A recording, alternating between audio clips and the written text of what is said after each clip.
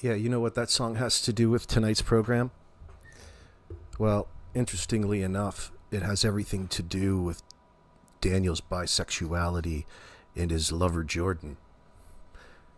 That was playing the first time that they snuck away to a bathhouse in Halifax, and they really got to know each other. That's what I heard anyway.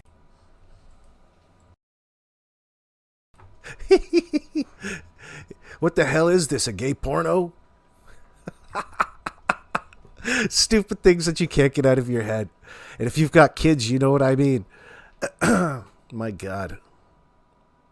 You know, you need motivation if you've got to dance sometimes. Sometimes you've got to be the motivation for your kids, so you've got to dance. I've found that works. It always makes your child smile. God, Norbe, so you're talking about doing you ruined my fantasy about those VIP lap dances in that sense, especially for $25. Now we're talking 100. Yeah, I don't know. I haven't been to one a nudie club since like 2003 specifically. And I know that because that's when I got my impaired driving charge. That was enough for this guy. Oh my God. Oh my God. Different times. I fucking hit an oak tree in my Ford Explorer. It was a nice Explorer too. I fucked that thing right up. Broke my heart. Right in somebody's front yard.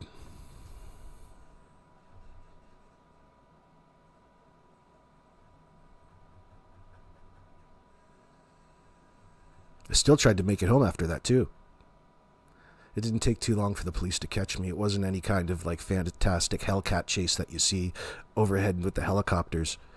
It was a steamy Ford walking down. It used to be a truck, but now it's a tricycle. And the cop pulls me over and he asks me if I've seen what happened to my truck. I'm like, not yet.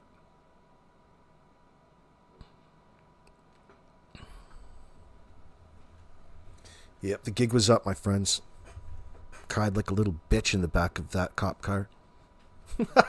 They drove me all the way home, which was fun. Good for them. Fantastic. And they didn't charge me for the gram of weed I had in my pocket. Oh, thank you so much, officer. But it fucked my life up at that time, no doubt. Went on to lose my fantastic job because it relied on my license. I was on call. I was having some issues maturing back in those days. Life is short, friends. We got to take, take the opportunities to enjoy it. Love those around you. Go out of your way to be nice sometimes. Sometimes. That's Mayflower Jordan Dance theme song should be That's the Way I Like It. Uh-huh. Oh, yeah, man. They probably have a whole mixtape. They listen to it when they're stovepiping in the bus by the river. Their little oasis of man love. Nothing wrong with that. Yeah, that'll be the substances that do that. There goes all their inhibitions. Fuck it, we don't need to go and spend all of this money when we got each other. Why would we spend any more money finding hoes and, having coke and slut parties when we can just love each other? It's so much cheaper. Oh, excellent idea. All of a sudden, shit becomes a good idea. Yep, that's the substances. They know that. You're not so gay now, are you, Danny?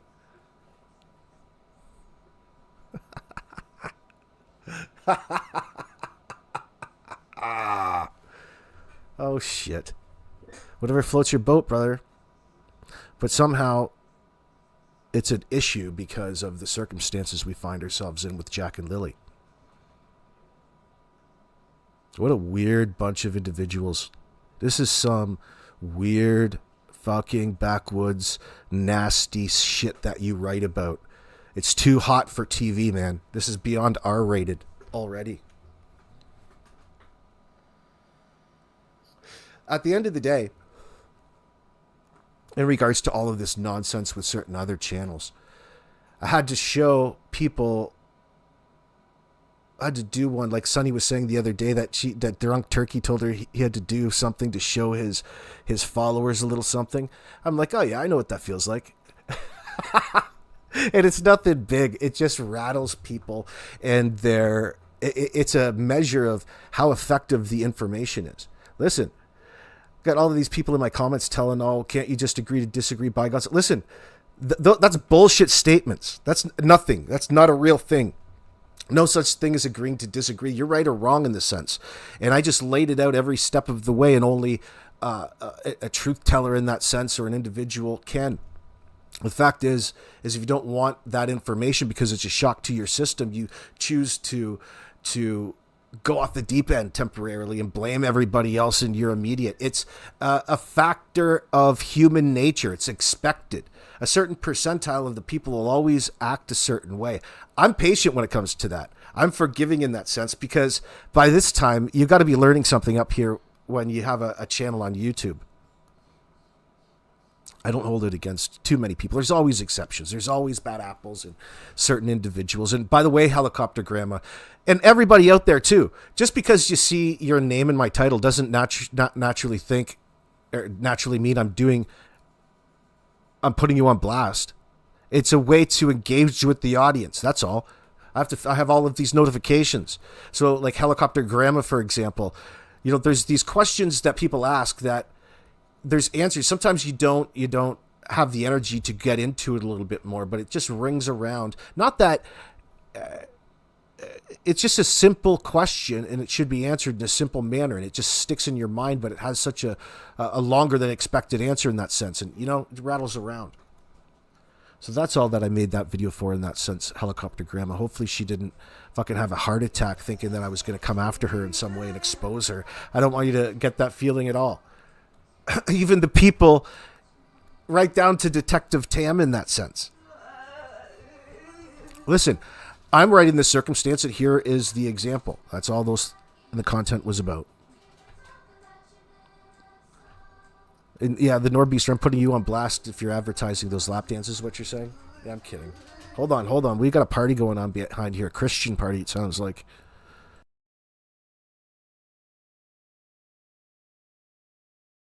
Happy Friday, everybody. Hopefully you're somewhat happy. I love that picture on the screen, by the way. That's from Kent's Fire. And isn't it interesting that this image, it's so much like Janie's trailer. Janie's RV in the driveway. Except it doesn't have a huge stovepipe coming out the side of it. And if you go over on Google Earth, by the way, if you're out there searching around things, playing around, open up your Google Earth, and if you go down to, where Derwood O'Grady's place is? Here, maybe I'll just do it right now. If you go back to 2012, there's an RV out in his driveway. They were, they're all into these particular campers in that sense, it seems. In both types of stovepipe. Pretty sure the stovepipe isn't there anymore. Seaweed? In what sense? Oh, what do you mean on Garlock Road? They've changed it up? Why would they have taken it out and altered it? Isn't that Janie's front yard now? That what she told Mike in that message? We're going to listen to a couple of those in that sense. She's probably in the trailer for sure. Like, why would you want to sleep in that goddamn thing in the driveway? There's no... It's like telling people that the sky is orange. Well, it can be orange sometimes, I guess, at sunrise and sunset. Holy Hannah, just a moment.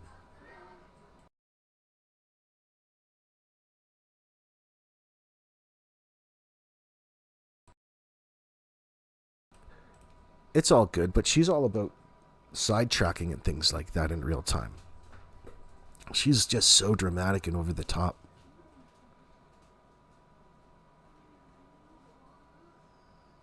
What, do you live in the area, Seaweed?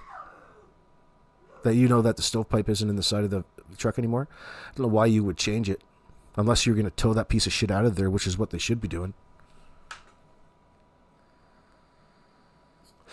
Either that or advertise it on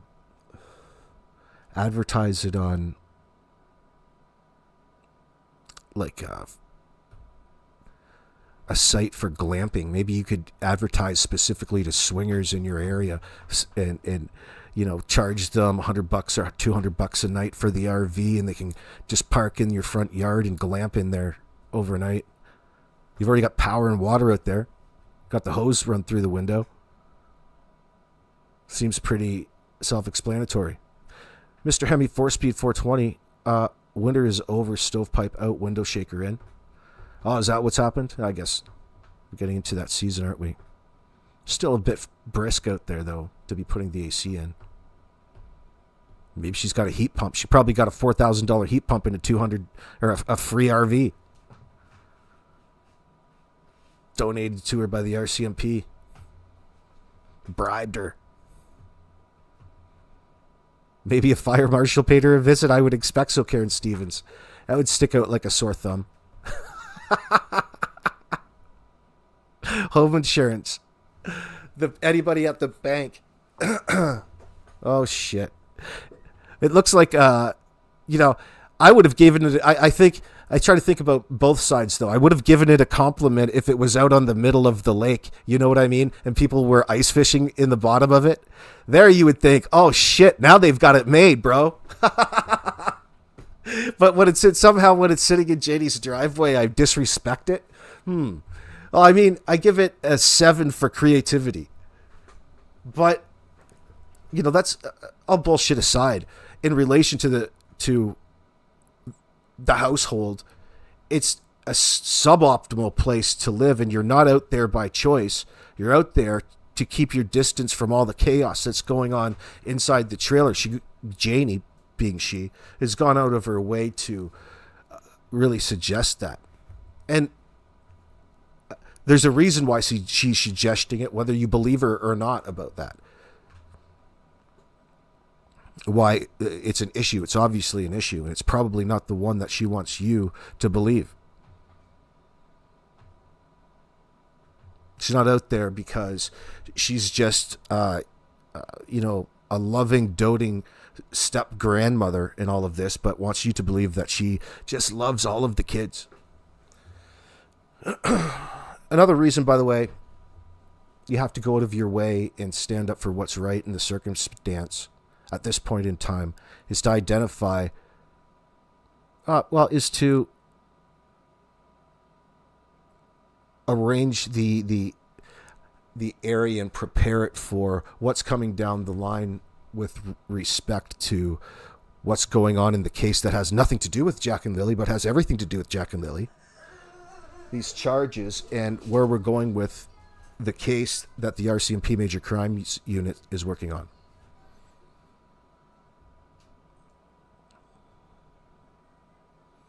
There's a reason why they're acting this way, and it's becoming awfully clear. A lot more clear to me because of all of the influencing and all the people that they have in a position of blackmailing them into silence in the background. There's a little culture of it, and you can see it, and its purpose is to cover up whatever it is that Daniel and Malaya aren't coming forward with. All right? We all recognize that, I hope. That's the problem here. There's so many things to focus on when a local, for example, and I don't care who it is in that, technically in theory for the new classmates means Durwood and people like that.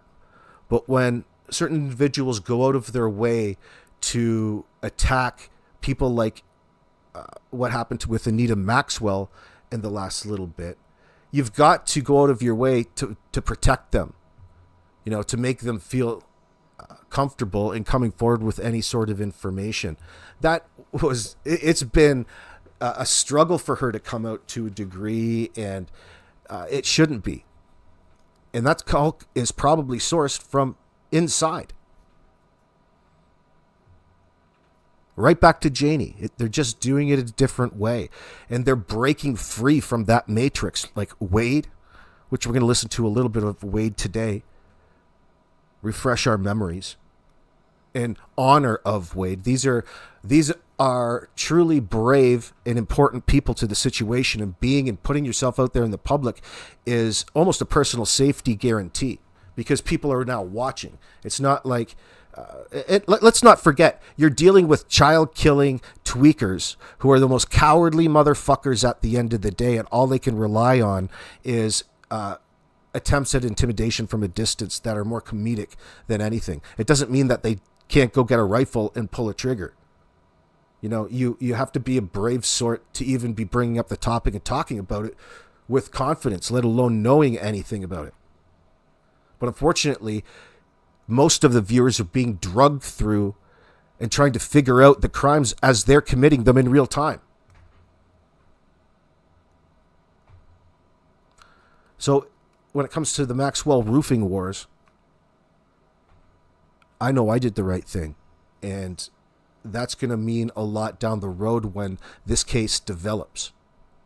And I have a reason to go out to Nova Scotia and take the 16-hour drive and go and have even better content, and being able to have an in there with Wade Paris, with Kiki, with Anita.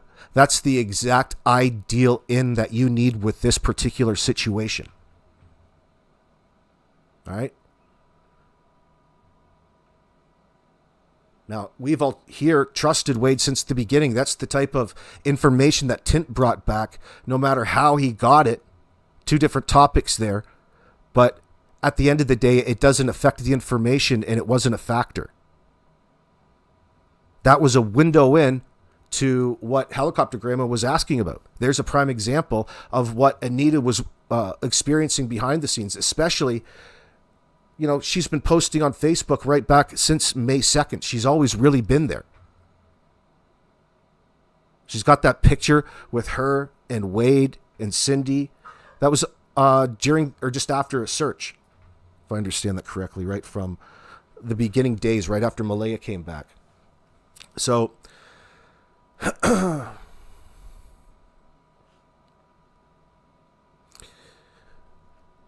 Fighting to Seek Facts asks, I don't want to bunk with Kent. Who's saying that? I would bunk with Kent anytime. You mean at the bathhouse? Oh shit, you got me fighting. Let me see. So, in the future, and things are developing behind the scenes, the pressure is on. This, you can see it at work to a degree, and it's fantastic. Think about everything that we've been through in the last almost 12 months. 10 months, we'll say. Think about all that we've gone through since that beginning, and all of the information and, the moments of clairvoyance in discerning all of the lies and deception put forward when we haven't had a lick of reality from these individuals.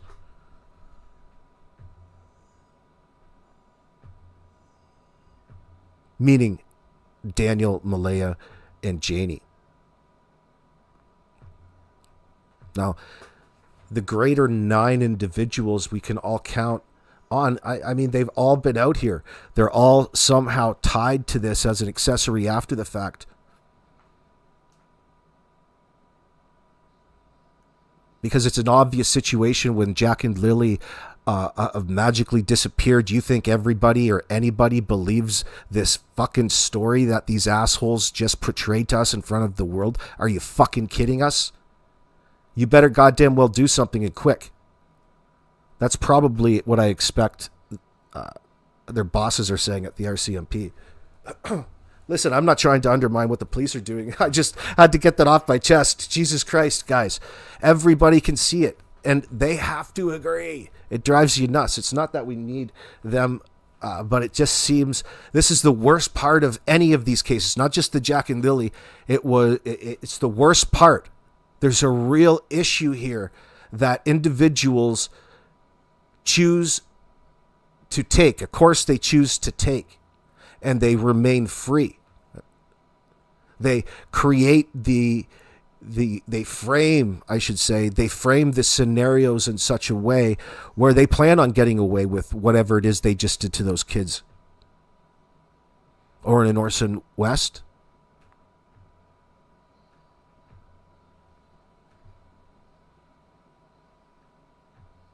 Adam Montgomery's daughter.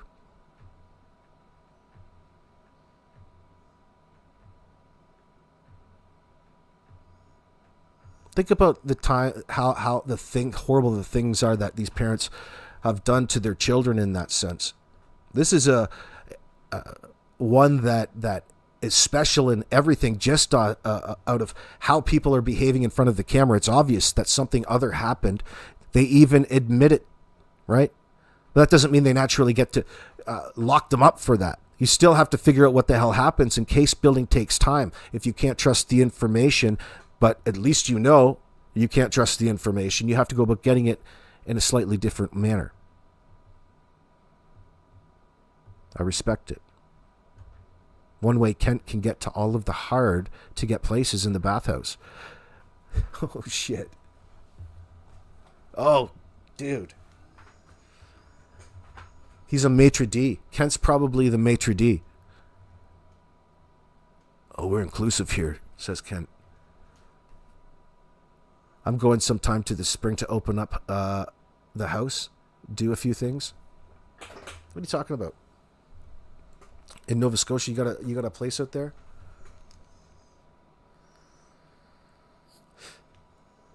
Oh, you're mean, Mr. Hemi. Friends don't let friends live anywhere east of Quebec City. It's not like that, but there's an exception. There's some exceptions. Yeah, Wade is at his sister's now. Well, in due time. There's all kinds of temporary, crazy behavior seemingly each time something, of significance happens, because people want to remain and don't like to change their current perspective because they get too set on things. That's not everybody, but it's a factor.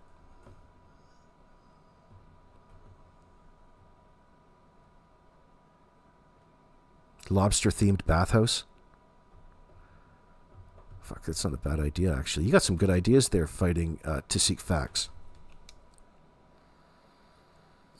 I wonder if I would expect it would be. If this is Canada, there's probably 20 bathhouses in Halifax already. I don't know. I would think that there is. What is it, like just under 1 million people between that and Hull in the area? You'd think that there'd be a couple, there'd be some spots already for them to go down on a Saturday night, let loose.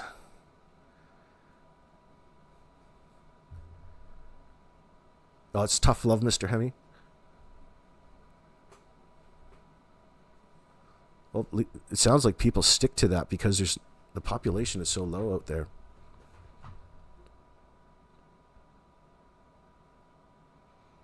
Can you imagine a lobster claw toilet roll holder? Well, you're accessorizing, Mayflower. That would be cute in a little country home. That would be a feature. You could go around and stencil the walls with pastels, little lobsters in a circle on your table with steam coming off them. Oh, wouldn't that be so pretty?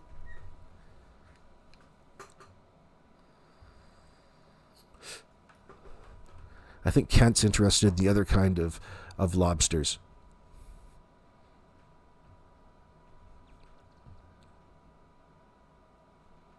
Listen to this. I would probably drink something like, it has something to do with it, Chief. Thank you so much. Yeah, you sure can. What are you doing? What are you doing? Put your camera down, bud. Be a man. Be a man. Tell me, what can I help you? Are you the one that stole them kids? Me? What are you doing here? Are you? What are you doing here? Are you? Are you in here? Are you? What are you doing here? Are you? You're a idiot. Another one of them YouTubers, are you? Is there anything wrong that parking my car in here? You're not parking, you're being an idiot. For what?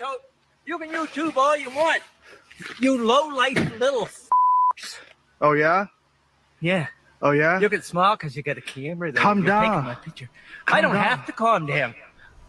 Who heard you? You're the one that... Who heard you? You. Who heard you? You. Keep crying. Keep crying, man. Hate you, YouTubers. I'm not YouTuber.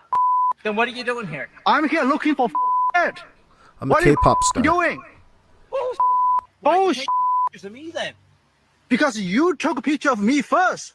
I live here. So what? I can't come here to help? What the wrong with you, man? What's wrong with you? Walk away, you little. Hope you all enjoyed that. Thank you, we did. That's fantastic. That's some clutch, that's some great content, no matter what way you look at it. When it was going on, looking back now, you remember Tint uploaded this one to, I think, TikTok, with him just standing in the bush, yelling out for Jack and Lily in that sense. He was there literally doing what everybody online wished they could be doing at the time in that sense. Right? In theory, people always like to think that he's got boots on the ground there, everybody's ready. And here, Grandpa Earl is fucking out, ready to throw hands. Scared though. It's like he's like a vampire who's been caught as soon as you turn that camera on. Why don't you put down the camera, bud? You got a pretty mouth. It's just like the scene. I was expecting Earl to come out with like an arrow between his chest, like in Deliverance. Burt Reynolds coming into this shot.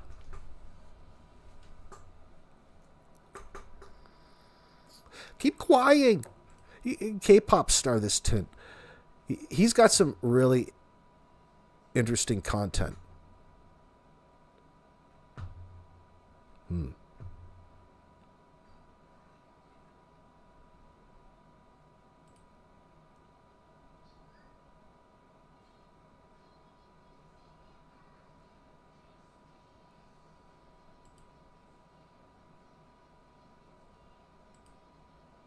Hold them, and I want them home. What happened was we woke up, I heard them playing in the next room beside us, and I was drifting in and out of sleep, and they're not the type of kids that we tell them not to go outside on their own. We always make sure that we're out there with them, watching them, and they happen to just get out that sliding door, and we can't hear it when it opens, and they were outside playing. Borrowed this But from Hunter S. we weren't True aware Crime. of it at the time, and the next thing we knew, it was quiet, and we get up, and I tell him, my partner, Daniel, I tell him, do you hear the kids? And he says, no. And then when I woke up, Malaya was right beside me. She was still asleep. And I said, I don't hear Lily and Jack. So I jumped straight up out of bed. Silence is never a good thing when you have kids, because you know they're getting into something. And we get up instantly. We're looking outside. We're looking everywhere, yelling for them. And I instantly just call 911. I just had the instinct I needed to call. They're both really good. Maria. What? Give that a Google search. Go K-pop star. You'll see. Lucky children. They're so sweet. They talk to anyone. They'll talk your ear off. They will speak to anyone in a store. Everyone. They're just extremely sweet kids. I appreciate the... She's going out of her way to do a lot of lying in this sense when it comes to her kids, suggesting that they would be going with anybody and that could be anything at this point in time.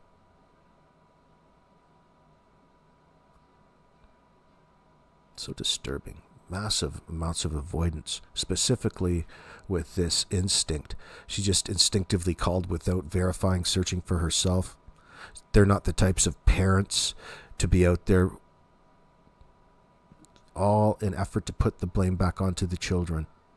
That was her instinct. Her instinct was just to blame the victims in all of this. A huge search effort going on right now. She told Belinda that the day before she was to be induced with Meadow, she found out about Daniel's hard drug problem. And she still chose to put herself and live through that situation and scenario. Why? What the fuck is wrong with her in that sense? What's wrong in her fucking head?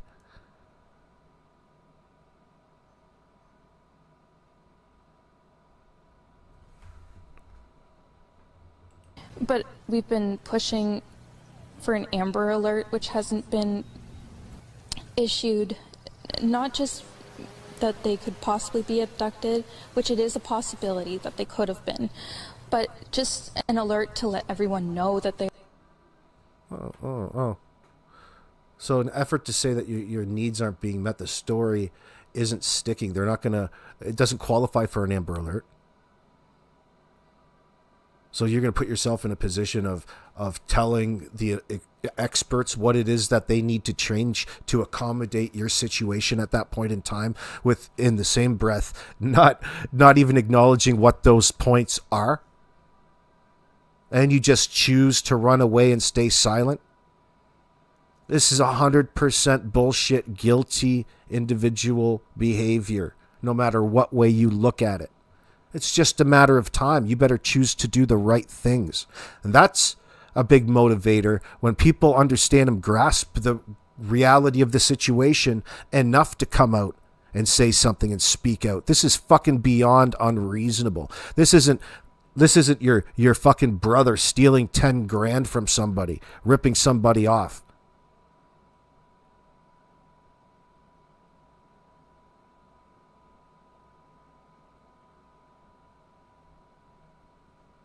Sandra, she had to lie to her family to cover for Daniel and held on to hope he would be the waterfall guy again soon.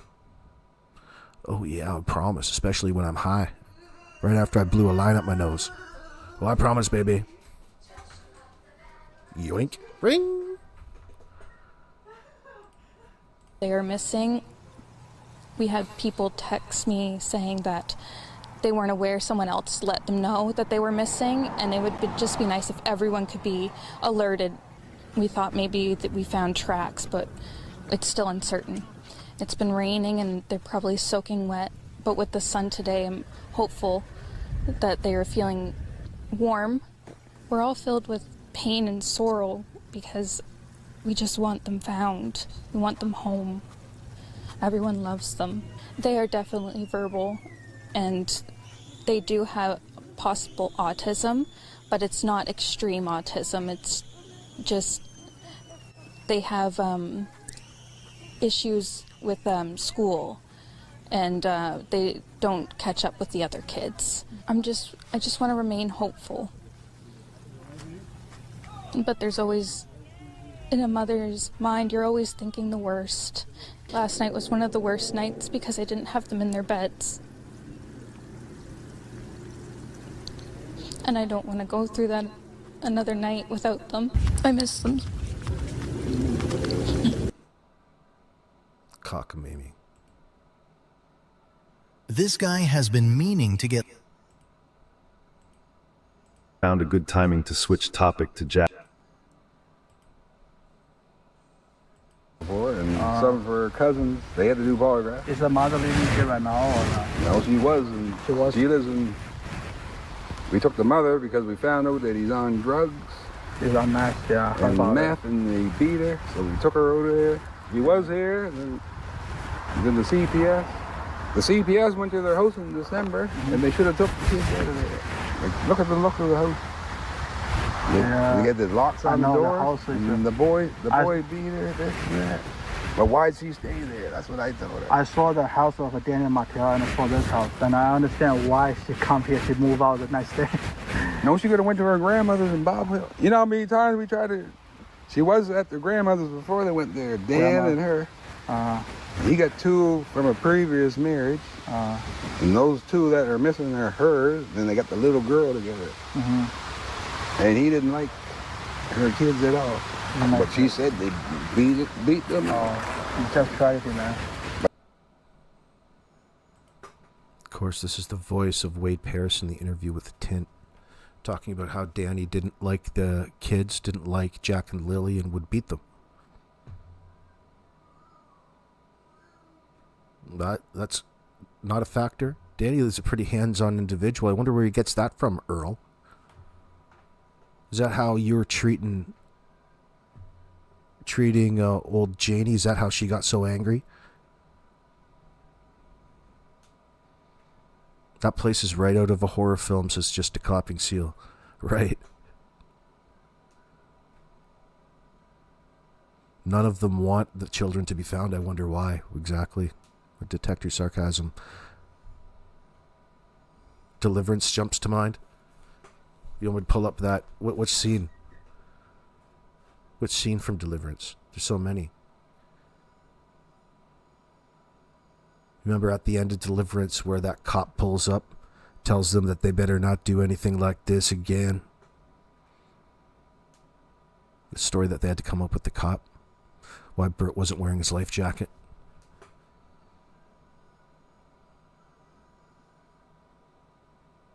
That's how easy it can work. That's how it can work, but I don't think this is going to be a problem in this case. The K-pop dude.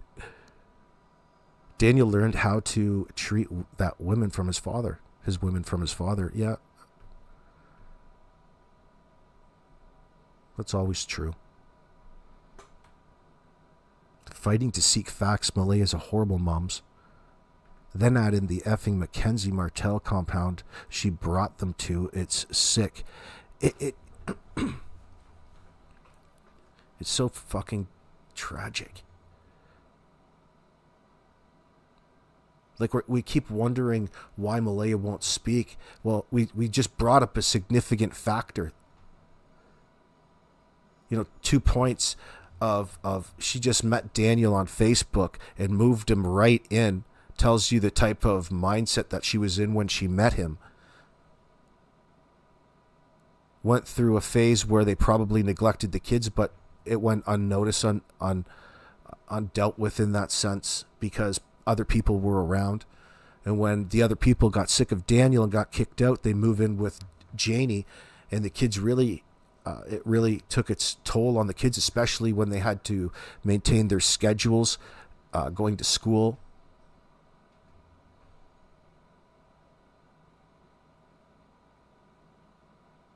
Eating. The things that Anita are saying are true about Meadow. It was a factor with Meadow. What the hell were you going to do, Logan? Getting Meadow over at your house. Young kid had rickets. She was malnourished. She stood out to people who know what a healthy baby looks like. Think about what it is that you're saying at that point in time. Considering what we're gathering, what we're getting to know. It's disturbing. Absolutely disturbing.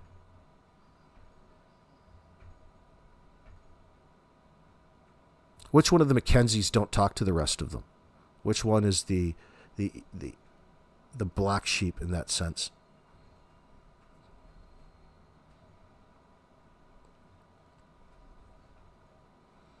Yeah, what would you call them? Fighting to seek facts. Nova Scotia family sex cult. That's a common thing. There's a lot of stories. There's a lot of stories on. It happens all over, of course, but specifically, there's been a few notable ones in Australia. What's the ones that stick out in my mind? The ones that pop up. The Mackenzies could be just that. Had to break up with my old lady because she couldn't stop fucking her brother. I don't know if that's the case here. It's too simple. It's much more complicated.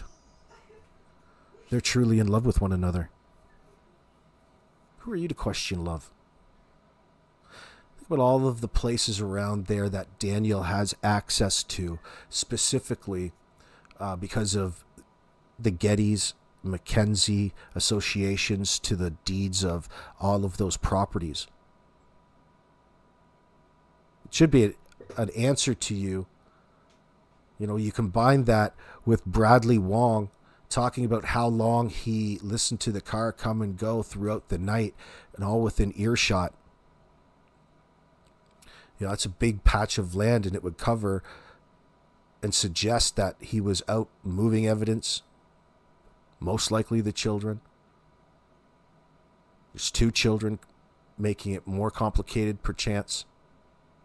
But he's got all kinds of opportunity, and the people are silent about it, are easy to keep under thumb and trust you in your word, and that, like Daniel potentially here. They wouldn't know that any of the difference. There's so much shit and junk around there.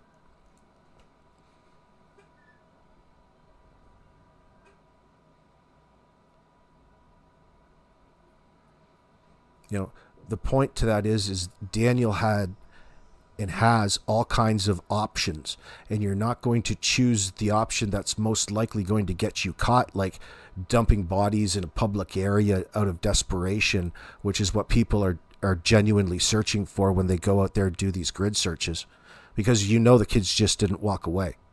Okay? So the places that you should be searching, you're not going to have access to in this circumstance, because it's a Mackenzie or it's a Martell or Geddes, or a Mackenzie Geddes, or a Martell Geddes, or a Kent Corbett Martell Geddes, and their uncle.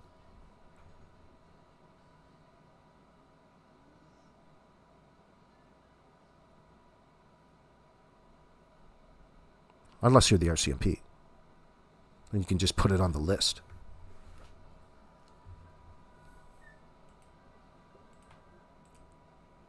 But she got a psychic that says they're still alive. Mm-hmm. But if they ain't, I still say the guy. You know, it's so funny. I heard something. They are in the woods, but they're probably buried, like way over towards, like, say, Muscadal, but they're probably way the fuck over that. The thing is by Daniel Martell or his family. Yeah. Yeah, I don't trust him, man. No, they all look fucking crazy. He lies all the time. He's changing his story all the time. Yeah, how you know what they're wearing? You didn't see it. Huh? How would you know what they had on? Exactly. And you never saw it. Yeah. And she's lying too. I don't trust her. They even say that you guys did it. You know what they're saying right now online? They say you guys did it. No, I wouldn't. They say the mothers and the grandmothers hide those kids, for those kids in the woods somewhere, like a reserve. If I had to, no, she's getting the baby back. She went to the reserve, right? Because her grandmother lives over there. Oh. They had the baby there. Then the police came, took the baby.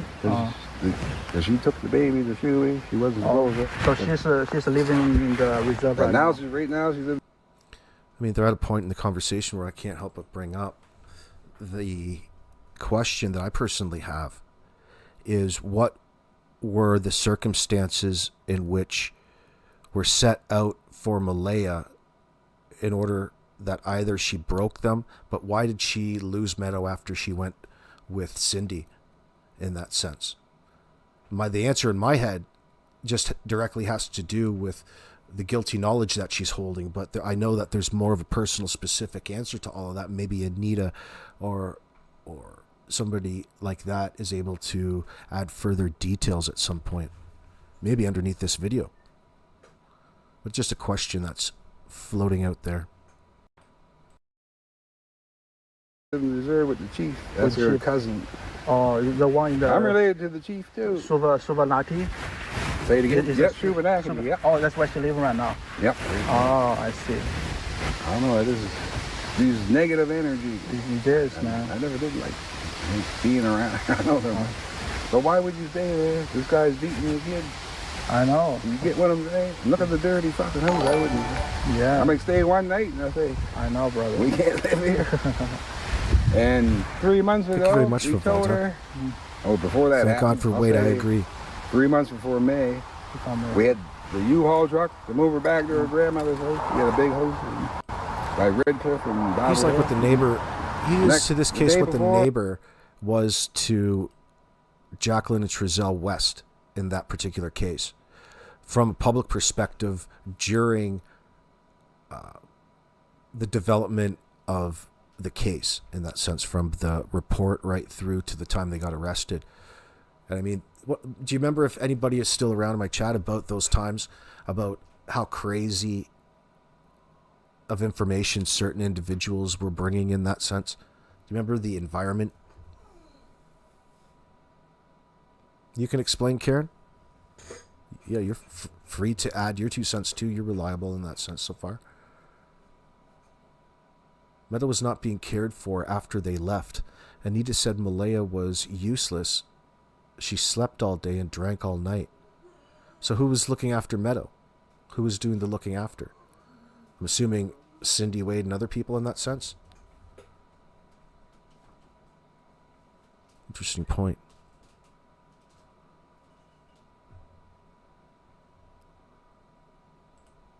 No, I'm not moving. Yeah. Why you want to stay here? There's rats in the walls. Exactly. I've been to that place many times, man. I know that place is not suitable for humans. No. I don't understand. Maybe he was Now, she's trying to... What Wade is getting the heebie-jeebies if you put your noise-canceling headphones on. He's talking about rats in the walls. Man, I hate rats too. But I'd love to hear more details about that. Like, what is it? What did you hear about that? How do you know that there's rats in the walls necessarily? Well, imagine that. They've got this big, nasty mattress out there. They're probably all sleeping like this is the goddarn Holiday Inn Express in that sense over there for a rat. As soon as the CPS should have took the kids out. This was in December. And plus, why would she stay there? If someone's beating my kids, I'm breaking their fucking hands. Exactly. I would do the same job. She should have told us anyway. She had told us he's on drugs or he's beating the kids. They would have been here. You get what I'm saying? We would have took the kids ourselves. Yeah. Good. And the last time we seen them, they're over here Easter Monday. Easter Monday. That's the last time we saw them. Daniel Martel. The pink Even dead. Okay. Yep. The one. You better not come here now. Yeah, bro. Yeah, we're in the woods looking for stuff. Me, him, Jack, and his other son. Then he stayed in the woods for a whole hour by himself. So what the fuck is this guy doing? You crazy? So he probably doing drugs in the woods. Yeah. Yeah, but sometimes he used to come to our house and Bible hell. Yeah, it's and he stayed outside all the time. His face was...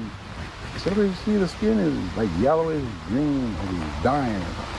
I said, you gotta be on drugs or something. Yeah.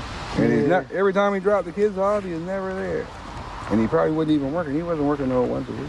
Yeah, he just dropped a bombshell like 2 days ago. He said there's black eyes on the roof 2 days before that. I showed the detectives some of the pictures because the boy looked like he's hard to get along with her grandson. Like you tell him to do something, he won't listen. So he might have got mad and grabbed him by the neck and broke his neck. You don't know. You know what I'm saying? He might have. I don't know. Maybe. But you can't, right? And the kids, 2 kids at the same time. Maybe the little girl witnessed it. I don't know. Oh, yeah. You never know. You never know. But her psychic says. That's for sure. Now, if we had the kids, we'd be $150,000 rich. Exactly. Plus, who's going to take grandkids? Yeah, but you know what people say online? Yeah. It says that Daniel Martel and the you know,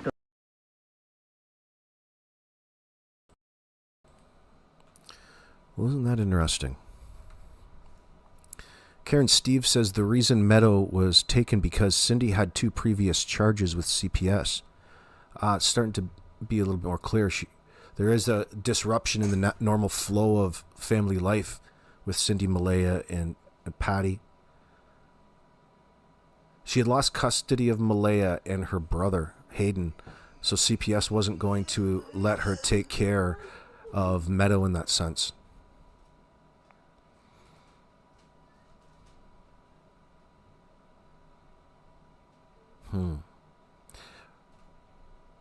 So it wasn't an ideal situation. It wasn't an ideal situation. Why did she leave with her in the first place? Like, well, obviously it was a decision they made. It wasn't like they asked for permission. They just made the decision, right? So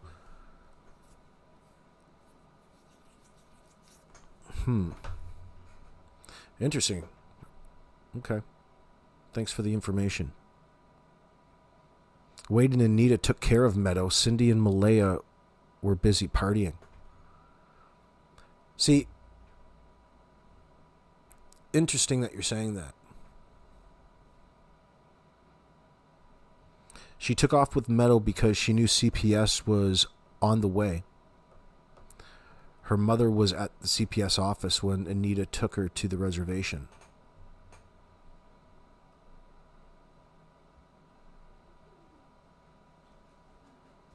So was there a meeting they all had to attend together in that sense?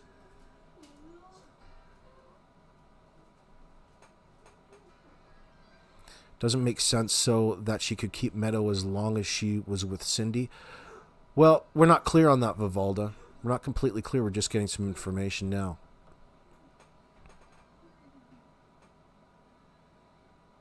I mean, she's not the only person to be saying that. It's so too bad in that sense. So everybody's trashing Cindy in that sense. Then there's, what is it, that Ron who just wants Meadow to be shipped away. She wants him to be trafficked away and out of their hair at this point in time because she's creating nothing but problems. Well, there's no possible way anybody's getting any child back at any point in time. Unfortunately, at this juncture, there's no fighting to get your children back. There's no straightening things out. You've done the worst, and you're lying about it. You're taking people through it. Too much of a risk for the people at Children's Aid in that sense. That was Wayne. Thank you, Robin. I think she could go. That CPS. She thought that CPS wouldn't go to the res. Oh, okay. Anita drove her.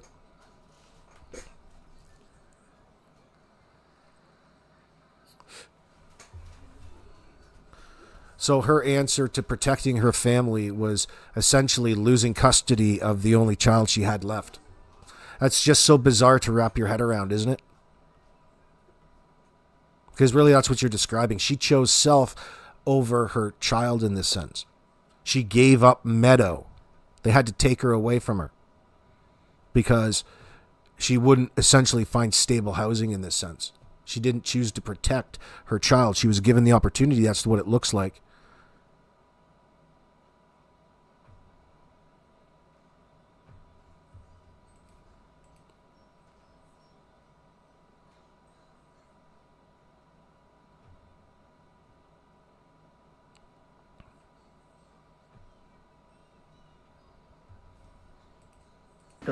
Jerry? The guy? Okay. Jerry is a cousin, right? Her cousin. Why the cousin is against her? He told him off the other day. He said, "You know more than you say." She told him, "Don't call back here. You're weirdo. You're crazy." He's the one on the side of Martel. He's saying that the mother... Well, that's a heck of a thing, Belinda Gray. Welcome in, by the way. Malaya told me that she was protecting baby Meadow from CPS, not from Daniel in that sense. I know. That's just another strike. She continues to choose to avoid and in doing so protecting the guilty parties in this circumstance. Just so frustrating and disgusting. Like, oh man. What a scenario, and she's going on about her life as though nothing's occurred, which is just a cherry on top.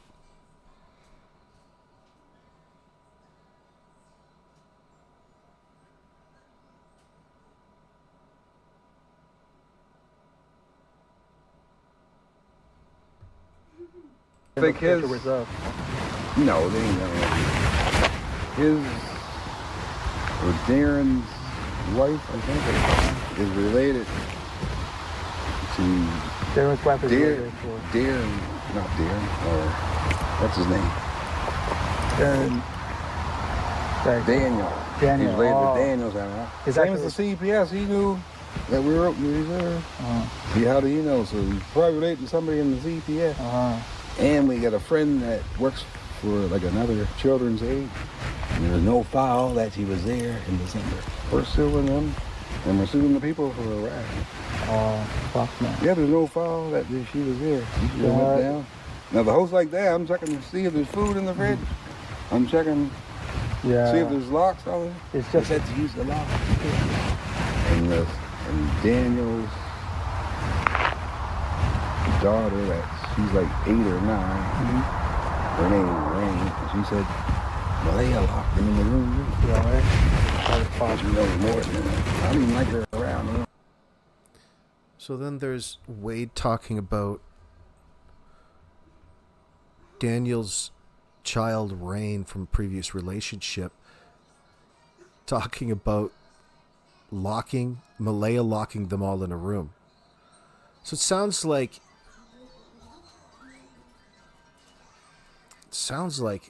she's engaged in this debauchery as well. She's a participant.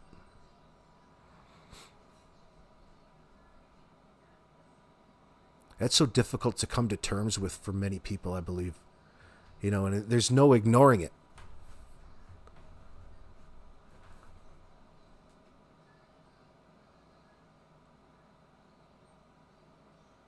Like, really, she's been choosing her lifestyle and this debauchery over that of her kids.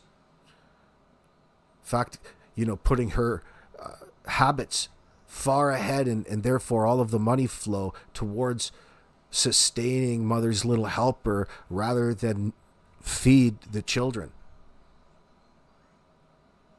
clothe them properly, love them, do things with them, engage with them.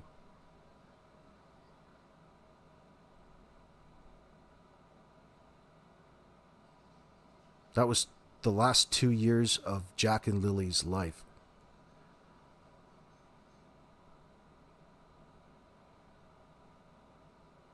Imagine all of the singular reasons that are factoring into Malaya's silence. It's not just what happened. That was the end result of all of the reasons. The result of the chaotic nature of the lifestyle that they're living and the choice. To choose that is just so silly. Usually you see one of the other two of the individuals trying to break free of being such a weirdo. But here's a rare glimpse into an environment where it just so happened that likely everybody that they surrounded themselves with are all just that strange, we'll say, that easy. Everybody is a bit off in that circle. They're all living a little bit bizarrely. Specifically, we'll call it a lie. They're living lies. Isn't that right there, Twinkle Toes, Danny?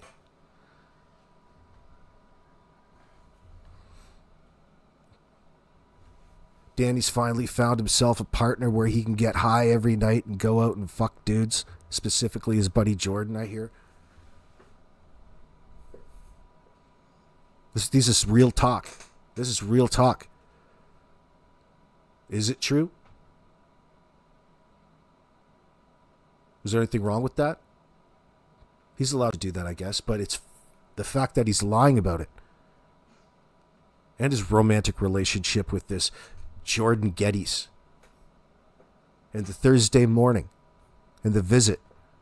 And probably doing chants too. Well, they're one of the dealers, allegedly.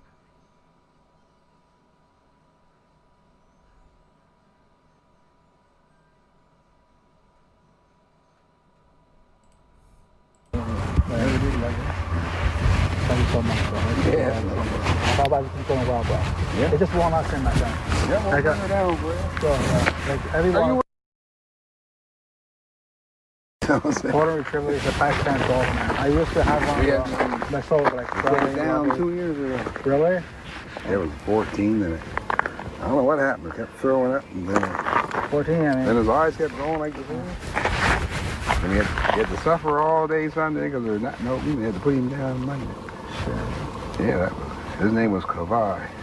I had a good dog. Here, car, somebody walking around, go crazy. Yeah, it's best to put him down. Now her dog, he's like his own blind when he's too white. A Shih Tzu, he's like, I think he's 10. Yeah. Then when you go blind, you might. No, we realize, Belinda, that you're not even going to want to. You don't even have to speak on that. She says, "I also heard that, but don't know." We're not asking you. Listen, we all already know. It just goes with the territory, with the substances, with that specific substance that he's on. It's a commonality, and you can see it in old Dandy Dan.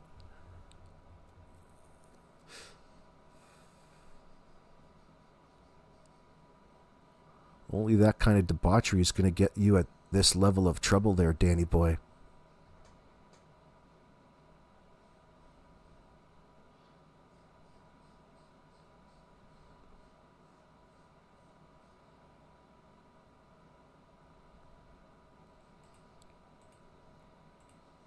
Get fucking rid of The Jack and Lily play with dogs. Yep. They play all the time. They're not scared of dogs. Yeah, her dog's crazy and it don't every time as soon as we hear that door, he's in the window. She's lying. She said it didn't bark. I never There. Wade's talking about the dog right here. Talking about how vicious and angry the dog is. Doesn't that put so much more credibility to these claims about, well, specifically what Belinda said? Like, it's always been a topic. It's always been a question because of Belinda in that sense. But we've never been able to really put our finger on why it's relevant or how it's relevant to the situation, other than it's a real sensitive area that Janie, for whatever reason, is lying about.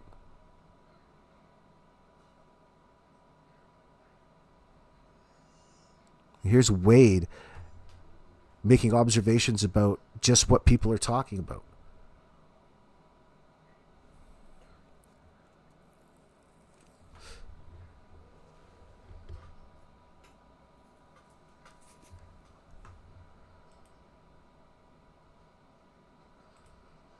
They always talk. Yep. They play all the time. They're not scared of dogs. Yeah, her dog's crazy and it don't every time as soon as we hear that door, he's in the window. She's lying. She said it didn't. Her dog's fucking crazy. Anybody else hear that? Specifically her, it's hard to distinguish. She's talking about how crazy Janie's dog is, and every time that you come close, it would be either at the window barking like crazy, and then he's saying Janie turns around and says that the dog doesn't bark. Belinda says that the dog never shut up when she was there. Next thing you know, Justin's crying on the four-wheeler, Janie says, because he's sad that his dog got put down. This was during the search.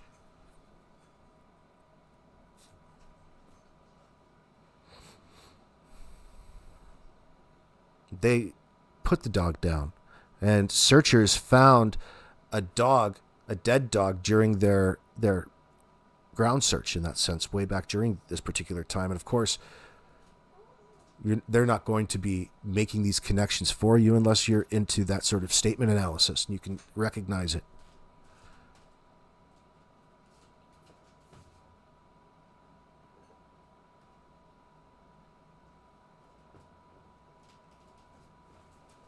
How are you going to verify? What does trail hiker? What does verifying recent claims mean to you?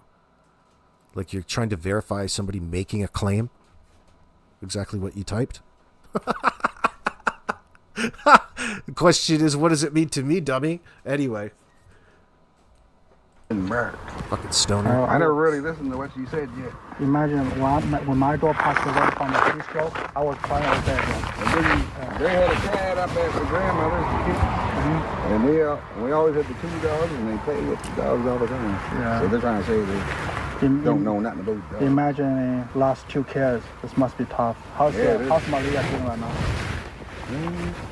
When was the last time you saw her? Yesterday. They came up. Yesterday she was here? You know what she say. You know what I'm saying? I know, it just seems like she ain't sad. I don't know. She's not sad, right? Yeah, it don't seem like it is. I told you, and I told her, I asked, when Daniel got down, what did he do? Did he hit them? So she never cries in front of you, or you never show any sadness? Yeah, she doesn't cry. She doesn't but cry? She must, I think she knows what happened, but she ain't saying that. You know what happened? Smoke? Sure, yeah. I love it. Man, you know, Tint would be worth his good. He's already past the first level in investigating these particular things. He's like an agent. Hey, get out of there, you. No more. Oh, it must be ice cream time. But he's talking about Malaya in that sense. Yeah, go ahead. You can have it. It's like Wade really just told you what he thinks. And he summed it up and he said, you know, Malaya knows what happened to the kids. He's identified a couple of things that you can feel are real. Because he's, one, recognizing the actual problem at hand as opposed to getting your information and hearing it through Daniel or Janie or Malaya. He's acknowledging the problem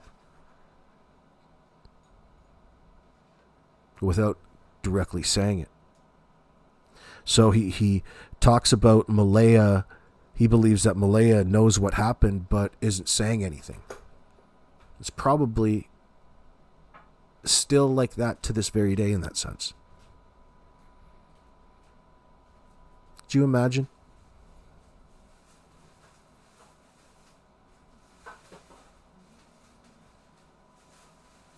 Imagine for Wade that type of environment now he has to live in and around, be associated with.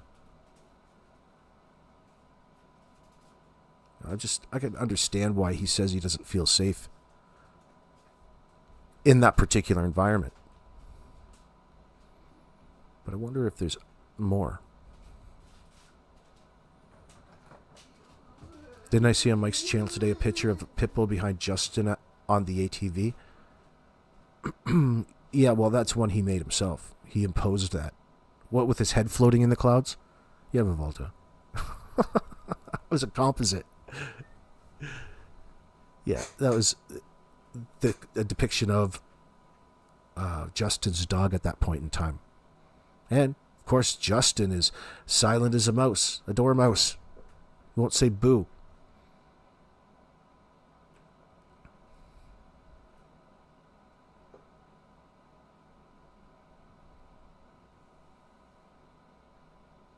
You get yours in the mail, bro? Oh, you mean I don't smoke.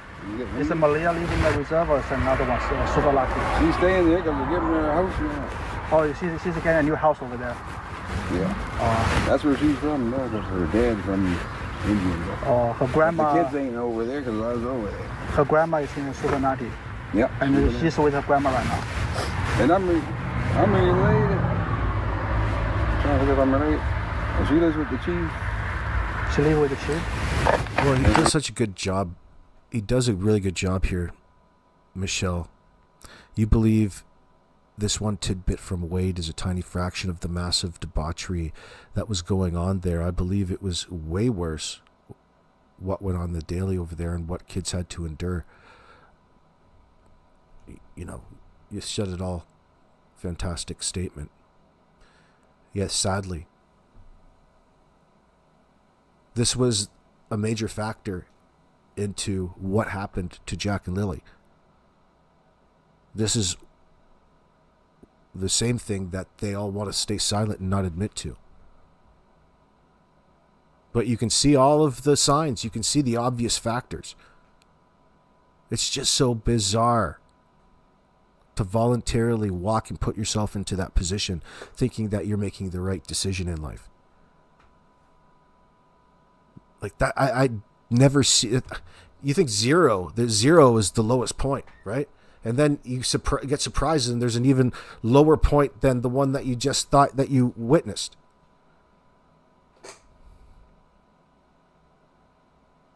Makes me sad. Cooper says, I keep thinking about Mike saying Justin is a bit slow. Well, they're all a bit slow, but doesn't mean they can't lie. Maybe he isn't allowed to speak because he is less likely to lie. There's a reason why you stay silent. And they have 1,001 reasons. Just so happens that the perpetrators, the suspects, chose to play that reverse psychology, fake you out by pretending, by lying to you. Because, you know, it's the opposite of not doing anything, doing too much. And they're doing too much. It doesn't, and they feel it doesn't give time for the normal way that they would investigate this, because it's obvious what's happened here. And they're fighting. And if they've got to use every stupid lie known to man, they're going to pull that card type of position. It doesn't matter how ridiculous, how out of the ordinary, how wrong to the situation, they're still going to utilize it in real time, especially in front of a camera.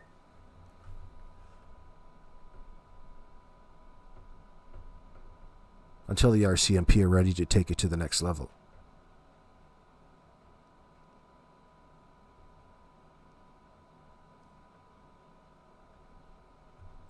Karen Steve says they would take Lily and Jack to Wade and Cindy to sleep over, but never Meadow. Daniel wouldn't allow it.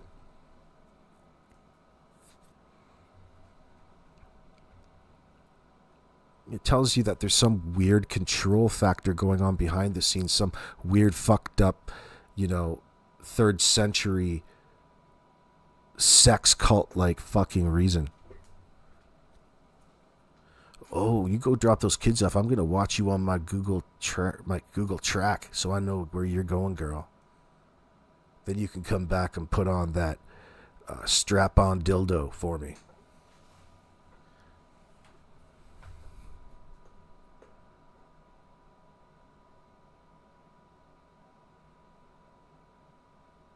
Your question is, when was the dog put down? Before Christmas, around Christmas, on Christmas, or during the search? More choose your own adventure nonsense. You're right, exactly. That's on purpose. That's the intent, right from Malaya's statement in front of the camera. Think about what she's doing. It sounds like you're fucking promoting a rock concert. We've got a little bit of everything here for everyone. You might enjoy the beer pits. You might enjoy the mosh pit. I'm not quite sure which one you would enjoy, but you can choose one or the other. We're not that type of person to let these things happen, but this is what we want you to believe happened. And then I instinctively called the RCMP without searching. Nothing makes sense. We were in bed sleeping, then all of a sudden, come on, man. The truth flows. There's a reality to it, and there is nothing but tripping over yourself and trying to persuade with trying to appeal to everybody. And you're hoping that your kids were warm the next couple of days. You even have to stop and ponder what it was that you're going to say. That was like Trezell saying rambunctious. It was the same moment.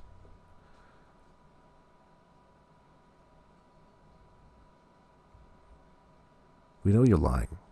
We all know you're lying. We just got to figure out what really happened. We want to figure out what really happened. We won't stop thinking about it until we figure out what it is we believe happened.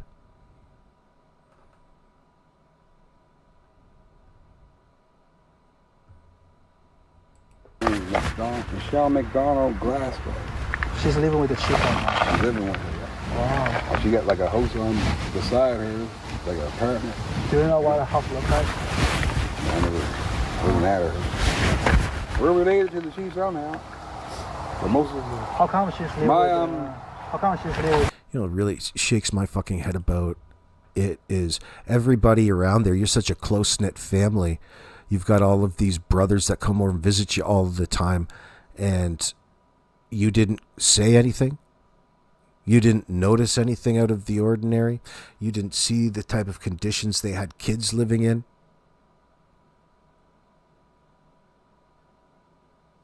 Like, it doesn't take...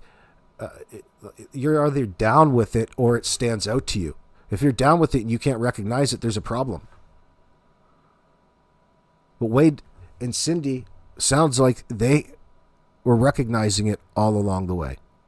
There's a reason why Children's Aid were involved. Why didn't things improve or change?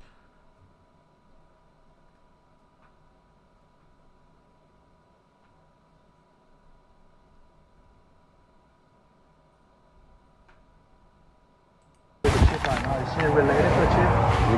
get the daughter back. She ain't allowed to stay here for some reason.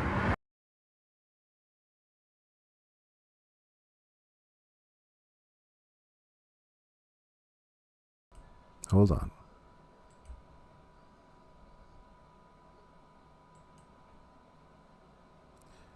Did Cindy get there before? Mike brought up and he asked the question, or posed the scenario where Malaya, 8:28 a.m., the morning of May 2nd, called Cindy and she had a missed call. That's a significant piece of this timeline. That's a fact of the case that we can rest our heads on. We can't let ourselves forget that something was going on at 8:28 where Malaya called Cindy and Cindy didn't pick up the phone.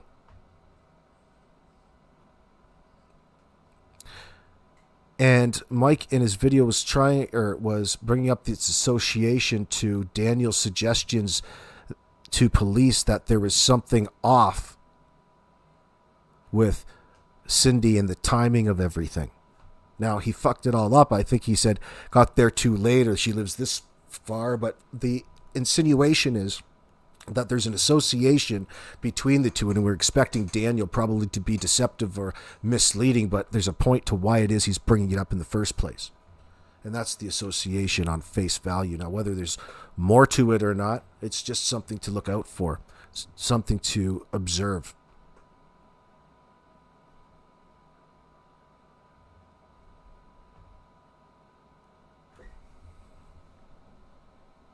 You're semi-prepared, because in some ways it is over-prepared, but unfortunately in other ways it's also under-prepared.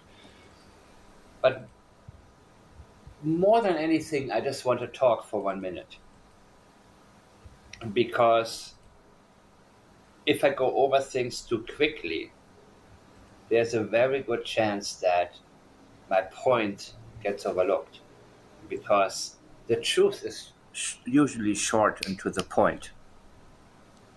And then when there are other things that may be interesting in some other regards, well, if they're not as interesting, I tend to take longer. So Karen Steves in my chat is saying, oh, AB, there is a thing about that call. Well, what was it? Some sort of signal? What was with the call at 8:28? But in the grand scheme of things, especially when an outsider is first getting to learn about the information that they wanted you to know through the media, like Malaya Brooks Murray's statements to CTV, it stands out because it doesn't jive with what it is that she's describing, or they were insinuating as the case was developing, because they want you to think, really, in a nutshell, and I'm summarizing, they want you to think back from the time in which the RCMP got there without accounting for all of these different times in the frames leading up to their call. Remember, they want to insist that there's nothing life-changing, therefore it's not important, there's nothing worth remembering. When was the last time you ever heard an innocent person say those frickin' words? Answer, never. Man, oh man.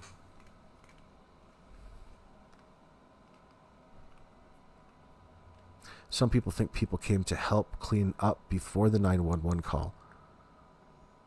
Yeah, Karen, yeah, I mean, I'm not poo-pooing that. I mean, a lot of people are suggesting it, rightfully so. Specifically, possibly H will say. Hayden, for example. Jordan. Darren Geddes could have been there.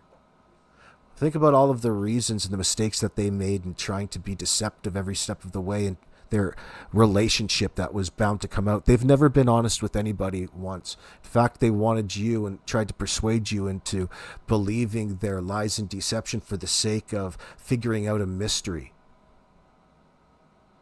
They groomed you. They groomed the audience like they're around young children and probably grooming them.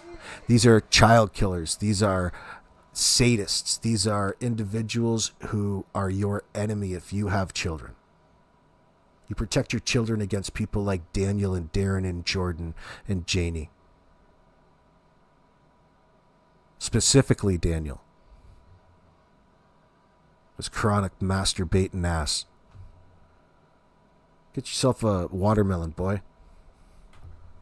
She told the RCMP she missed that call because she was in the barn, but told someone else maybe it was Anita that she was at work.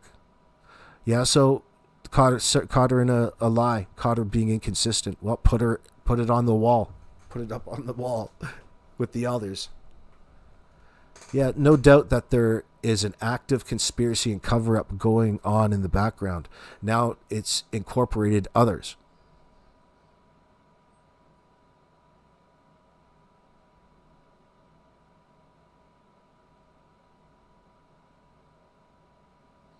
Yeah, Karen, you're saying, yeah, Hayden and a car was seen? Oh, for sure. We're expecting that. There's way too much activity. You know, we'll let the key suspects tell us that at some point. You can give it up. You can give up the information to the cops in that interview room like, oh, I can't wait to see that particular one. I can't wait to see all of the actual interviews and the body cam footage from this scenario. Every minute and every microsecond is going to be looked at and analyzed right here on this channel and among many other good channels. But it's going to get out there, and I'm looking forward to it. I can't wait to serve it.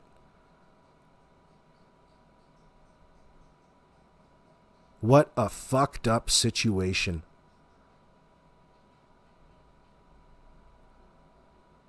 It's like the worst case scenario. It's like the two people that were put on this earth to protect you have specifically chosen to do the worst fucking things and enjoy it. It's historical. Not because of its brilliance, but because of how wrong it is.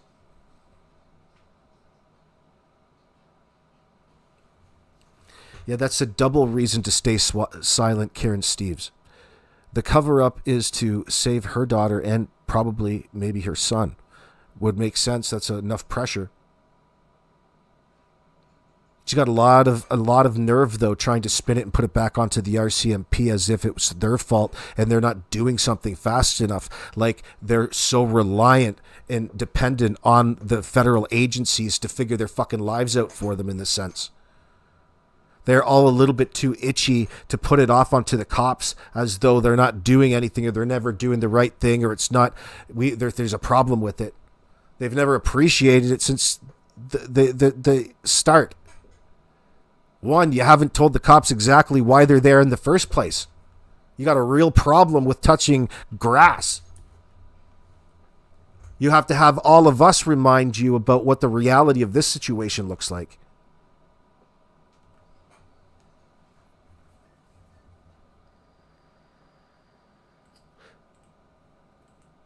Hear me out and tell me exactly what it is that I'm missing. Do you remember the statement from Daniel where he talked about something is not right because Cindy lives in I forgot where it is, but it's like an hour away from Beatdown Station, right? Let me see real quick. Well, let me not see. She lives, an hour away. And Daniel said she was there. How did she get there so early? Remember that? Please feel free in the comment section to fill in the rest of us. I can look it up, but you know what? I figure while people are on certain channels listening to mindless slander, I might as well just, instead suggest other activities.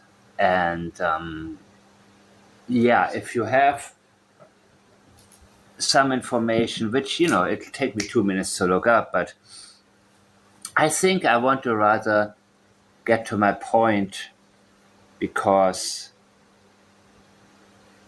what if there were 2 trips? Because Daniel said also she was there at like noon or 1, right? Did she get there at 1 p.m. or something like that? Remember that statement of Daniel's? And this now brings me back. Well, it was both Janie and Daniel. Like, it was a preconceived notion in that sense by them, seemingly, or they were coming across in the moment when they were being interviewed by the police, enough to put it in their report. But Daniel said the times were off. Like, she lived, the point that he was trying to make, it was all misconstrued, of course, like all of his other false statements that day. But he said that she lived far too, over an hour away and couldn't have possibly been there that fast. In other words, and I'm paraphrasing. So it's a double entendre, but of course it is with these individuals.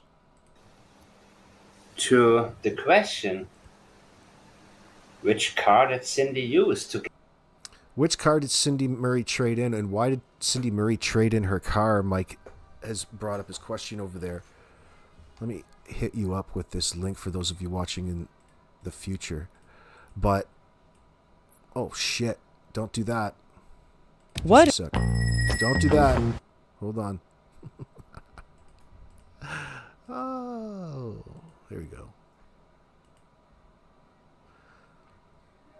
One moment, please.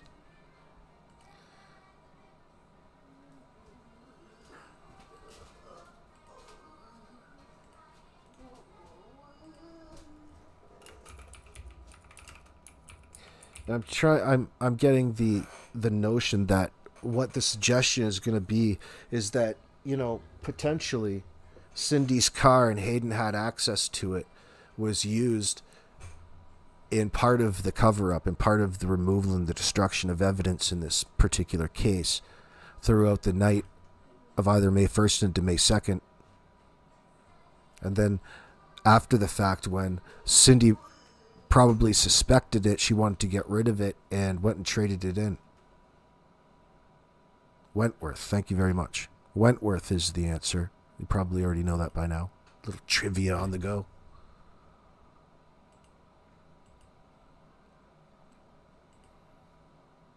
Hold on. Commercial.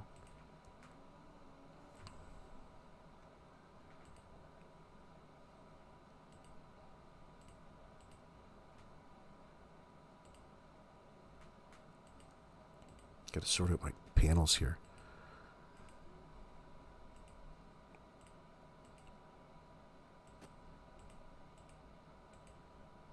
When there are other things that may be interesting in some other regards, well, if they're not as interesting, I tend to take longer. So hear me out and tell me exactly what it is that I'm missing. Do you remember the statement from Daniel where he talked about something is not right because Cindy lives in I forgot where it is, but it's like an hour away from Lansdowne Station, right? Let me see real quick. Well, let me not see. She lives, an hour away, and Daniel said she was there. How did she get there so early? Remember that? Please feel free in the comment section to fill in the rest of us. I can look it up, but you know what? I figure while people are on certain channels listening to mindless slander, I might as well just, instead suggest other activities. And if you have some information, which, it'll take me 2 minutes to look up, but I think I want to rather get to my point, because what if there were 2 trips? Because Daniel said also she was there at like noon or 1, right? Did she get there at 1 p.m. or something like that? Remember that statement of Daniel's? So in theory, if you slow your mind And this down, now brings me back to... So this car, that car of Cindy's, let's just say for a second, Hayden had access to it and was around Cindy because Cindy would be around her car, so Hayden's around Cindy in the car. There's a call at 8:28. Maybe it was for another reason at the moment, so 8, and she lives an hour away. A faster way and you're driving quicker than your Google search in that sense. So you're probably, let's just say, an hour and square it off. She's an hour. You could go for one full trip from that signal to and from Garlock Road with evidence and still be back home for Cindy to get in her car and come back and show up for the search at 1. Could have been using that car nonstop for all of you know. God knows where it was because it was with Hayden maybe. Well, especially with a teenager. He's so impressionable, and easy to influence in that sense, especially when Daniel's probably feeding him all kinds of drugs and probably abusing him too. Just like a sister. In all kinds of ways.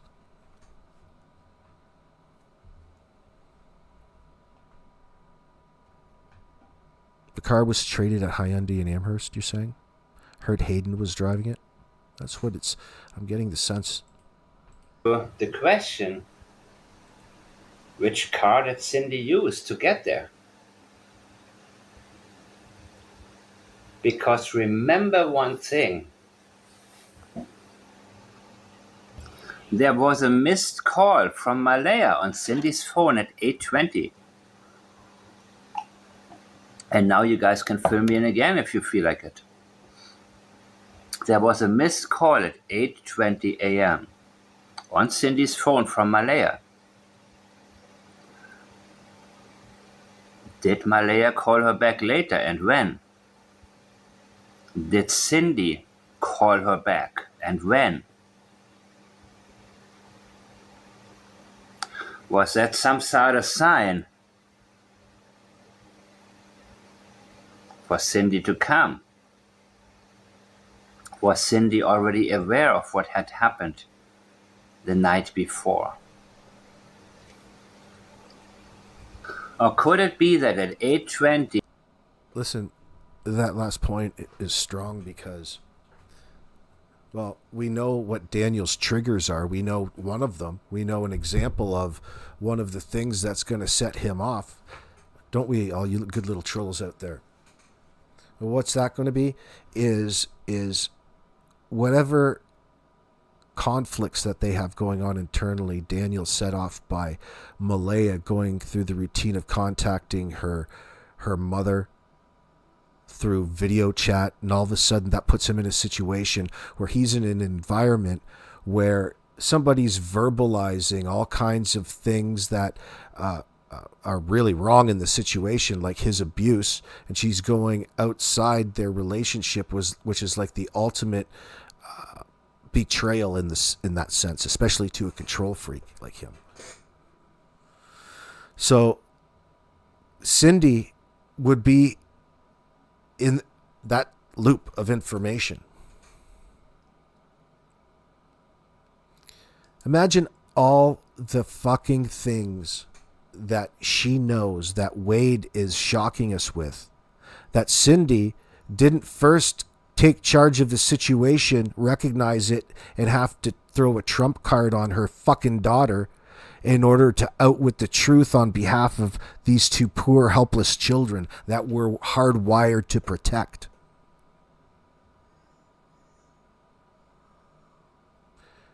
Cindy has chosen self just like Malaya's chosen self, and it's part of the recognizable cycles people are talking about.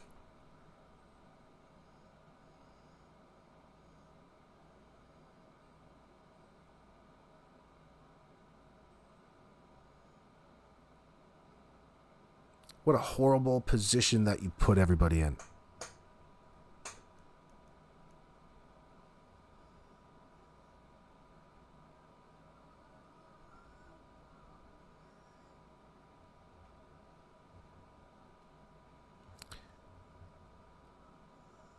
Karen, you're saying he and his sister are messed up because of what they experienced throughout their childhood. Absolutely. Absolutely. Malaya is just another one of them, just a little older. It's just it's such a shitty situation that could have been completely prevented.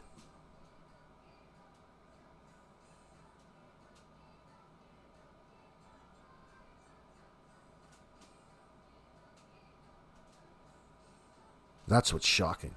Of all the ways they could have prevented what it is that had happened just by making a little bit of a, or at least one good decision in your freaking life in that sense. And that's not even seemingly a stretch. All of your decisions were wrong right from the get-go.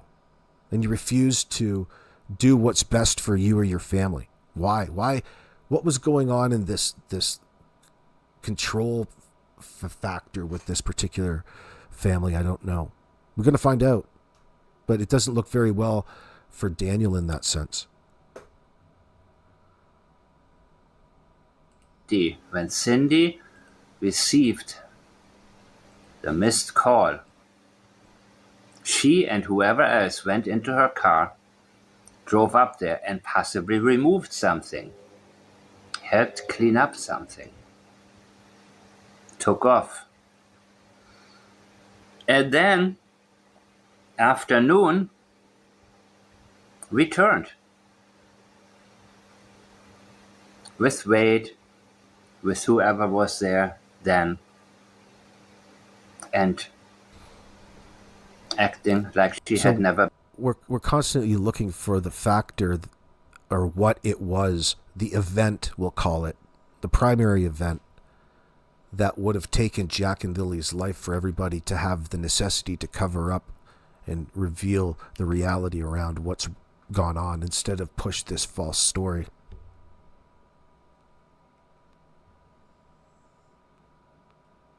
Like it or not, the silence is what Cindy and Malaya have chosen. And it probably happened, and it's a strong possibility it happened the night, and there was a blow up that particular night. Like there was a reason, and it had probably mostly to do with Daniel not being able to control his temper and emotions in certain situations and choosing, he chooses violence and abuse when he's sober. What do you think he's going to do when he's busy tweaking out and doesn't want to be bothered? A dissociative, a divorce drug. He's not exactly Mr. Friendly. He gets more irate.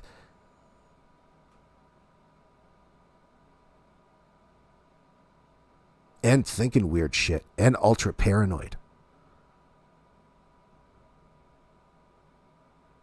That's fucking every day for Jack and Lily. Unbelievable. That's what Jack and Lily had to put up with for 2 years.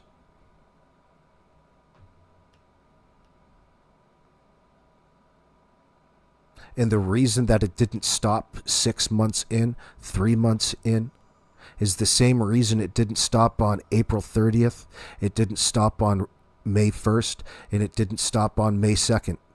And it hasn't stopped right up until this very day. The reasons and the answers which we seek are right there in front of us. The reasons for.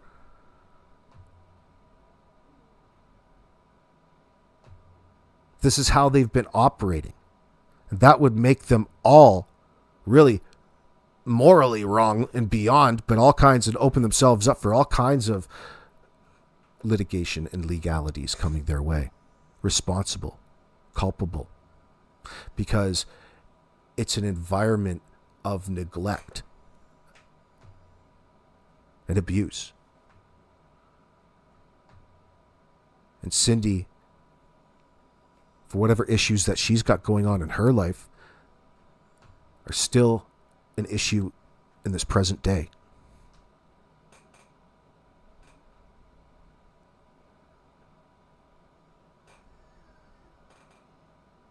Is there really this part of fucking hell where there's parents that really don't love their children?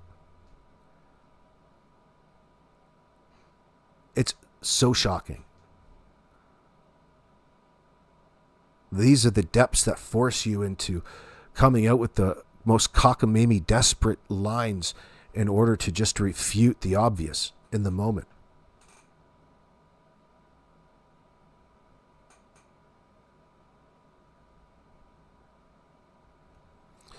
Do you know what, Karen Steves? That's all of a sudden a really strong possibility because it has all the hallmarks of a parent not wanting to actually ever do the right thing when it comes to dealing with their kids. Pawning it off on their downfalls and shortcomings and putting a label on them such as autism would be part of that pattern. Karen Stevens, there are people close who think Malaya was in the habit of over-medicating Lily and Jack to get them to sleep. That she overdosed them. Yeah, maliciously, on purpose in that sense. Yeah, they had access to the Fenny. Maybe that's, especially when you see, it's definite possibility in this case when you see more than one child, like, what are the odds in that sense? And they're hiding the whole kit and caboodle, the whole kahuna, the whole scenario. They're not opening up about anything, or are they even acknowledging it? Because it's an obvious problem scenario, and they, not to them, there's nothing wrong in that sense. If there is, it was all Malaya. Which is, you know,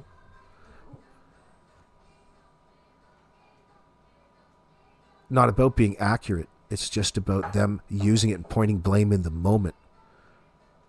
Because again, it has nothing to do with the truth and the reasons why everybody's here searching for these children in the bush.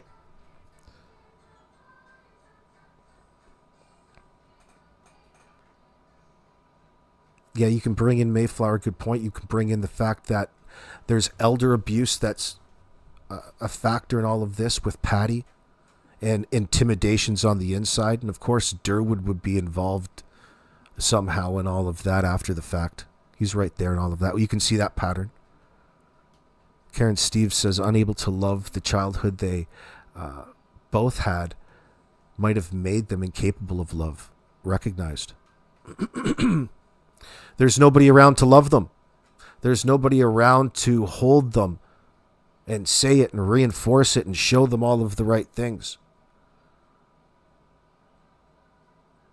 They're treated like milk money so mom could go out and party and get high and live the high life and clout chase out at the fucking club. Play video poker. Maybe Cindy's thing is video poker and snorting fucking bath salts. Sound familiar, Cindy?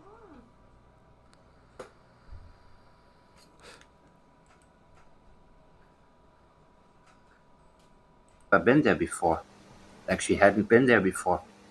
Which, by the way, she had been. According to Anita. She knew where was what. You see, when Daniel made that statement, it would make absolutely no sense to mention the long distance if the children were reported missing at 10 and she came at what, 1? But when you consider different possibilities that would connect the dots, it would make perfect sense. Yeah, elder abuse even with Janie. Oh, for sure. She's walking around on edge at all times. She's ready to pop out of her skin. Have you noticed? The things of the world are going to remember. And there's Janie fucking out of her skin. That's burnt into my memory. Screaming at the camera how she's not involved and Daniel's not involved. We know what her sensitivity is. Absolutely they're involved. Imagine what the cops have on body cam for us.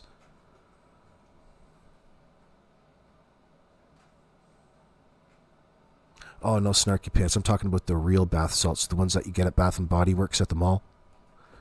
Probably getting high on those. Having really luxurious, thick, oily tubs. You get out and you can't even walk straight. Your asshole's sliding together and you can't get a grip on the ground.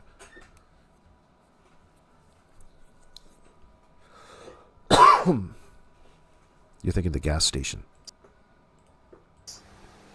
He was maybe hinting at the fact that her family knew what had happened. Now, why would he say that when they're all in it together? It just looks like they're all participating in the same cover-up in this sense. That really is what it's looking like.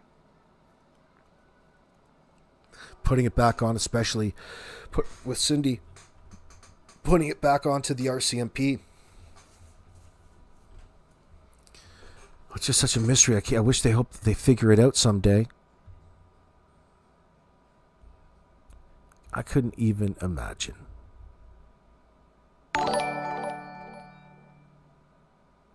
Welcome, Hals Monroe. Good to see you. Tori's dad still does something every year for her. Hard to believe she will be 25 years this year. Oh, wait, Kent will still have bracelets. It'll be a reason for Kent to be around. With his fucking mustache, 6 inches long, filled with cookie crumbs, all kinds of grease. Fucking cheese whiz.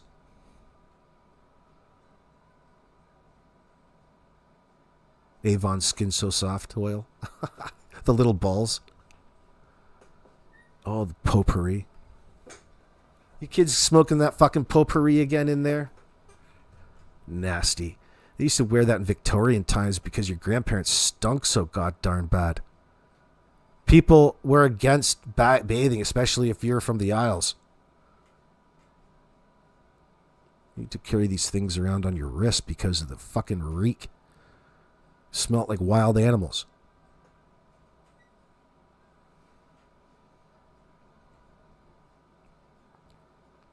You know what? It's so fucking crazy how the Romans could have been just so happy to be clean and all of these bathhouses, then people have a reason and they go away from that. Why? Then you get worse. But I guess it's all about controlling people, isn't it, at the end of the day?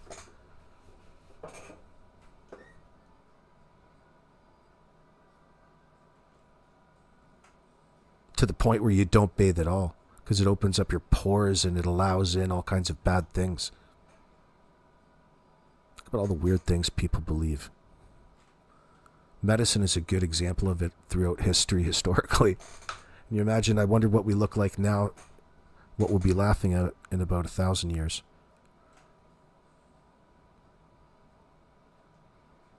Asbestos. We're already laughing at that one now. We'll still use it. MBM was quite a good catch for Danny. All that free money every month, what not to love. Luckily, she didn't have seen more kids to abuse, in my opinion.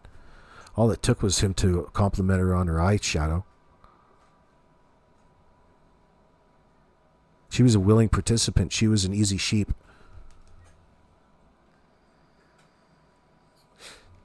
Or you could just say she was vulnerable. There's probably a better way of explaining it. She's extremely vulnerable in that sense, but she's an adult. But she has all of these kids, and Danny doesn't think anything of it. Fuck, I'm just going to go and move in with her and plug her every night and going to get my dick wet. I'm going to be living the lifestyle. Could be living like Adam Sandler and Billy Madison up and over there in Patty's house. And when she's got a problem with it, I'll just go upside her head. And then I'll go upside Malaya's head, and she can go upside Patty's head. I'll control things from one, through through some puppet. That's really what was going on. I wonder if he's getting hands-on with his mom Janie, and she's scared in that sense. That'd be a reason. That's like a trauma response from Janie on the CBC. No, Daniel doesn't have anything to do with this. Neither do I. Fuck, you're screaming suspicious. Man, what a mistake. What a classic clip.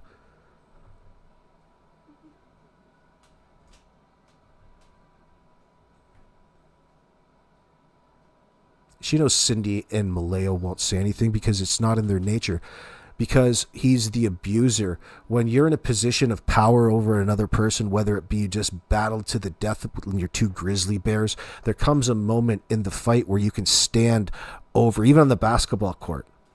It's disrespectful, but you stand over your opponent in victory. And you know that the only response in that moment is going to be silence. Because it always is silence in that sense. It's almost trained, trauma-based mind control in that sense. Not in the woo-woo tinfoil hat way, but a real trauma response is silence, and they're beat into being quiet. Because that's been their problem to the individuals and the men that got involved with them the entire time, their lives.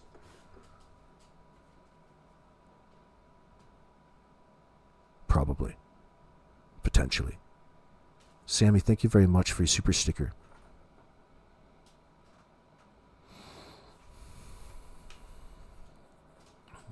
She made herself vulnerable on that Facebook dating app, Mr. Hemi. Yeah, I agree. And I mean, the word is out that she was right back into it within 24 hours after leaving Garlock Road. She was out with other people dating in that sense. And the Cheryl is the prime enabler of it all. She likes a little bit of attention. Well, she's going to get some. You're going to get what's coming, girl. Just wait, my dear. We're coming up on 2 hours. We'll do it in a sec. Just a sec. Some people overcome, many don't, Mr. Hemi says. Words from the wise Mr. Hemi. Do you even have a Hemi, Mr. Hemi? But damn her for bringing innocent lives into her fucked up bullshit life for what exactly? Selfishness. It's all centered around that. Yeah, no matter which way you shake it. And the people like Belinda, God bless her, are affected by it just as much. Like it's really hard on these individuals, but we do it justice. There's unfortunately a reason why we're all brought here to be worried about this in the moment. There is such a thing as literally having nobody when your parents are Malaya and Daniel. Or Malaya and anybody. And that, you know, that was probably exploited by Daniel in all of this.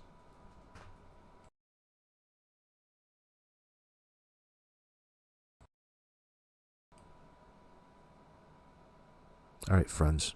I'm pumping out of here. It's getting up to 2 o'clock. We're getting into 10:14. Hopefully Mike DeMann is going live tonight. He can just pick it up and keep the whirlwind going, if you will. But we'll be back tomorrow. We'll continue this because the information is coming out bit by bit. And you have to follow up and talk about it as it really was. And it's not very nice.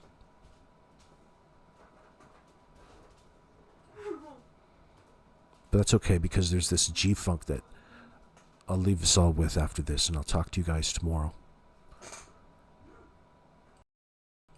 We're going to go have some snacks.